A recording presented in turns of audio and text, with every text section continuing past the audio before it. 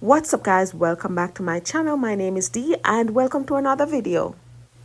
Today we're making garlic honey butter salmon and shrimp. Actually it started out to be just salmon and then I'm like, I can't just have this, I need shrimp. I also knew the shrimp would be fire in this sauce. So what I did, I added a stick of butter to the pot and then I added my crushed garlic. People, if you're not crushing your garlic, you're not getting your full flavor. Took me years to realize that. Just stir the garlic and the butter together until the butter was totally melted. Then I added my salmon skin down. And listen to me, I love my salmon with skin. I never take it off. And that's why I don't eat so much salmon, because you hardly find it with skin.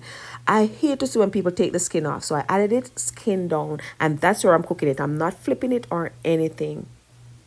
I'm letting you know right now, this dish is quick and easy. You just have to thaw your salmon overnight if you didn't just buy it at the store. So I let my salmon sat in it for about a good 3 to 5 minutes because I knew the shrimp wouldn't take long.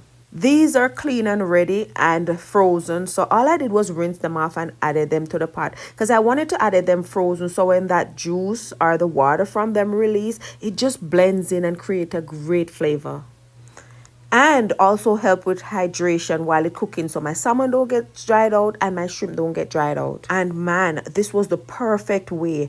After I added the shrimp, I went ahead and I created a little mixture. This right here, I'm gonna tell you what I put it in. It's some honey, some of the crushed garlic, a little soy sauce, half of a large lemon, and some olive oil. And all I did was just put the cover on and shake it, and then I just sprinkle it over my salmon first so that juice, so that flavor can marinate in the salmon, and then I sprinkle the balance over the shrimp. And oh my god, all I did was just covered it down and open occasionally, flipping over the shrimp in the juice. I tried not to touch the salmon so I don't get them broken up, and they came out perfect. But just make sure to lean your pot, and I was gonna say lean your pot to base, but you don't have to lean the pot to base. Just use a spoon, take some of the juice and keep throwing over top, especially the salmon, because we're not flipping it, so we want the juice and the flavors on the top. But apart from that, just pin over your shrimp, base it now and then, and oh my, this came out so good. Man, I'm telling you, this flavor was fire. It's the first time making something like it, but nothing went to waste. Oh my god, I sucked those shrimp,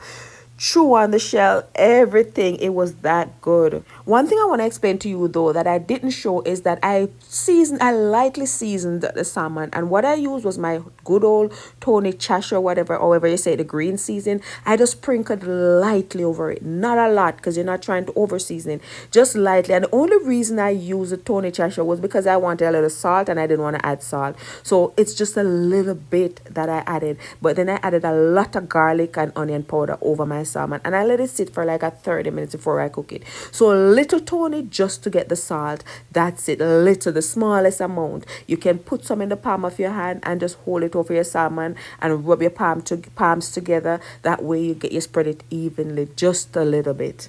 And listen, don't skip this little part where I added the scallion, or some may say green onion, because that just added to the flavor. That just took it exactly where it needed to be, and everything was cooked perfect. My shrimp were just nice and juicy. They weren't overcooked. As you can see here, my salmon was good. You have to try this. So I hope you guys will try it. I hope you enjoyed the video. Don't forget to like and subscribe, and I'll see you again in my next upload. I love you. Mwah, mwah, mwah. Another thing that I forgot to mention is that I use a little chili pepper, some just the pepper flakes. If you're not into spice, leave that off. I just added that because I love a little dash of spice. So this dish is great all day, all year round, any time of the day.